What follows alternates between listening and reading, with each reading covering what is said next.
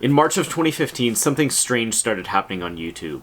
A mysterious channel called Unfavorable Semicircle started posting videos. That in itself isn't weird, but what is weird is the videos themselves. They appeared to be nothing but random colors and patterns and tone. No one knew what it was. Even more odd was the number of videos. Within a couple months, it had posted tens of thousands of videos, often posting at a rate of over a video per minute. For the first couple months, this went largely unnoticed, and in early 2016, the BBC did a news report about it, and it gained popularity. This got the attention of YouTube, who took issue with the channel, and by February of that same year, the channel was banned. While the channel may have been deleted, the vast majority of the videos that were on it were actually archived. And you may be wondering why people would choose to archive a channel like this, and the reason behind that is because people still don't know what it is. I know that I said it seemed like a bunch of random colors and tones, but the reality is that it contained a code of some kind. Some of the videos have been turned into images, some of them have been turned into messages.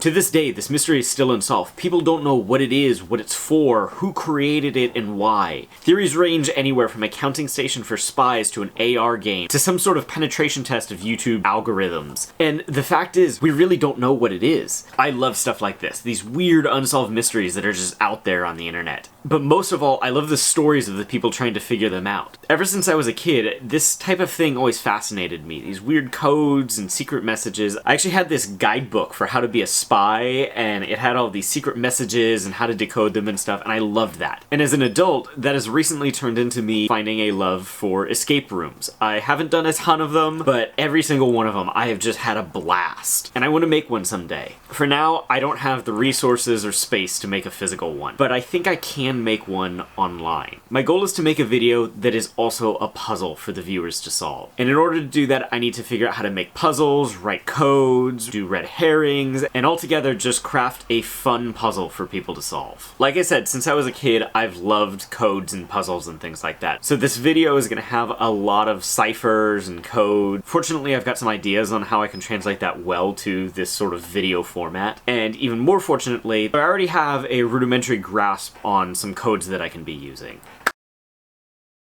First off, I want to explain what ciphers are and how they work. Basically, a cipher is a way of encoding a message. There's some that are simple, there are some that are complicated, and there's some that are so insanely complicated that every computer that humanity has ever made, all working together on solving them, would not be able to solve them before the universe itself ends. I am not going to talk about that kind, mostly because it is so far outside of my understanding that I don't even know if what I just said is correct. Instead, I'm going to start with the simple ones. The easiest ones to wrap your head around are the substitution ciphers. Basically, they're exactly what they sound like. Letters are just replaced with other letters or symbols of some kind. A good one to start off with is what's called a Caesar cipher. It's basically just an alphabet where the letters are offset by a number of letters. So if you offset by 1, A becomes B, B becomes C, C becomes D, all the way until Z becomes A. You can offset it by any number that you want. Another really easy one to learn is the @bash cipher. It's almost the exact same as the Caesar cipher, but instead of offsetting the letters,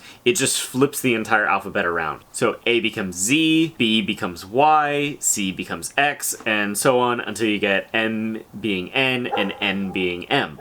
Another one that you've probably heard of without even knowing that it's a cipher is A1Z26, and as you've probably guessed, each of the letters in the alphabet is replaced with a number. So A becomes 1, B is 2, C is 3, all the way until Z26.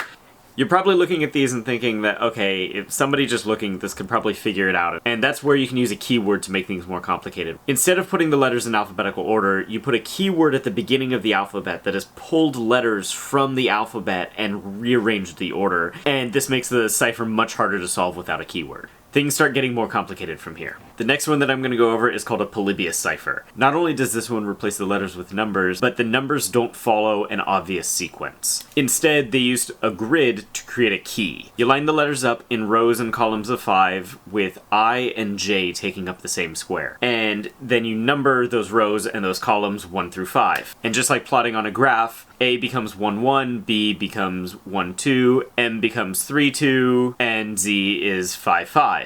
If you really want to get nuts with this, you can also shuffle the letters around. They don't need to be in that particular order, and it can really make things complicated if someone's trying to crack the code. I saved my favorite cipher, the Visionaire cipher, for last. Mostly because it's the most complicated, but also it is the hardest of these to break. Not only are the letters substituted, but the letter that they're substituted to changes. It does this by basically stacking 26 Caesar ciphers on top of each other. Each one is offset by one more than the previous one, so you get this big table that looks kind of like a word search. First row starts with A, second row starts with B, third row starts with C, and you just make sure that all of the letters are lined up in rows and columns. To encrypt a message, choose your keyword and write out your message. Write your key above the message with each letter of it lining up with a letter in the message. You can repeat the key over and over if you have to. It's just important that it's lined up 1 to 1. So the first letter of the message is lined up with the first letter of the key. The fifth letter of the message is lined up with the fifth letter of the key. And you take those pairs of letters and line them up on the chart. One letter shows the row and the other letter shows the column. You line up that row and that column together, and the letter where they meet is your encrypted letter. Repeat this process until you've encrypted every letter in the message. To decrypt it, you follow the same process of matching your message to the key. So even though the message is encrypted, it still gets matched up to that key. The next step is a little different though. You find your key letter in the top row and go down that column until you find your encrypted letter. The first letter of that row is your decrypted letter. You repeat this process until you've decrypted all of the letters, and that should give you your decrypted message. Like I said, it's a lot more complicated, but it is much, much harder to break.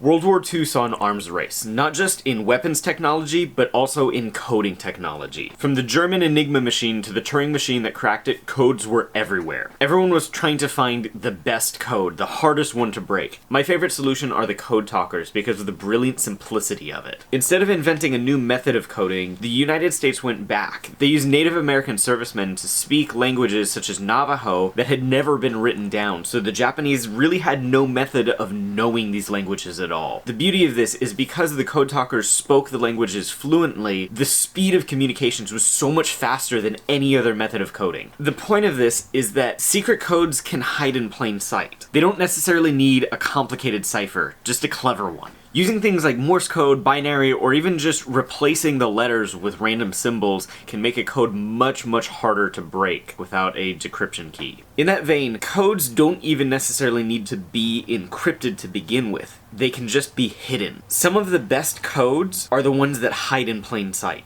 A while back, I went to an escape room with a bunch of friends, and while we were being given the tour and the initial instructions, I noticed that the written instructions on the wall had typos in it. The second that this timer started, I rushed over to the instructions and found all of the typos that I could, and we had almost an entire clue just right then. The only problem was we were missing a letter, and we couldn't figure out what it was. It took us almost 5 minutes to realize that the word allotted has 2 T's in it, and I still beat myself up about that one. My point is, when you're solving a puzzle like this, always look for details like that. Missing letters, incorrectly capitalized ones, the first letter of every line, the last letter of every line, even entire words can be part of it. Basically, anything that stands out just a little may be a part of that clue.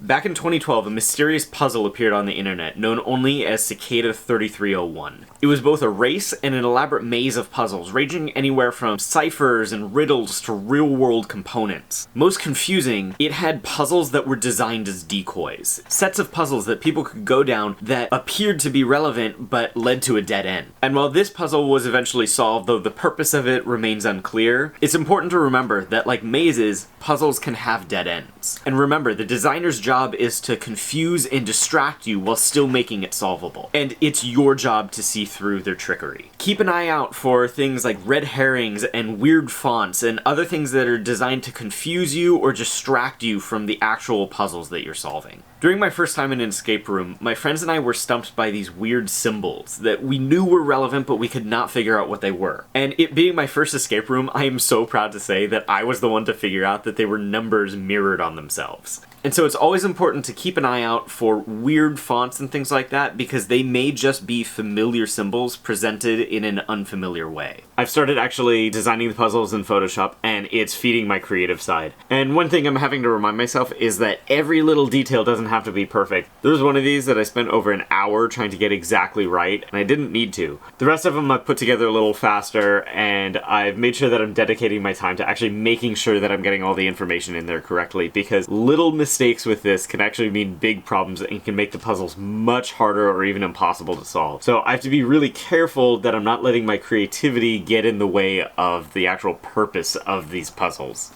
I think I'm done making the puzzles for the video. I just did a test run on all of the ciphers that I use, and they all work, they all lead back to the correct places that they're supposed to go to, and the whole thing seems to work the way that it should. I've had a lot of fun making red herrings and decoys in this. My technique for doing it is basically just put a whole bunch of random text on the screen that looks like something, and it's not. It's just random text. And inside that random text, I hide a joke. And my goal with it is that people find it funny when they fall for these red herrings. They're not designed to frustrate you, they're just designed to make this a little bit more challenging while still keeping it entertaining. Right now, I'm in the beginning stages of making this video puzzle, and if you've been paying attention, I'm sure a lot of you have figured out what is going on. This is that puzzle video. Throughout the entire video, I've put little clues and ciphers and puzzles for you guys to solve, and the solutions to those puzzles are all keys to helping figure out one larger final puzzle. I've had so much fun making this thing. It's got ciphers, it's got puzzles. It may or may not have a red herring that's not actually a red herring. This has just been such a fun process, and I hope you guys have as much fun solving it. While I can't offer some crazy cash prize, I will give a shout out to the first couple people who put the solution in the comments. And if you like this type of content, please let me know. I had a ton of fun making this, and I'd love to be able to do more things like this in the future.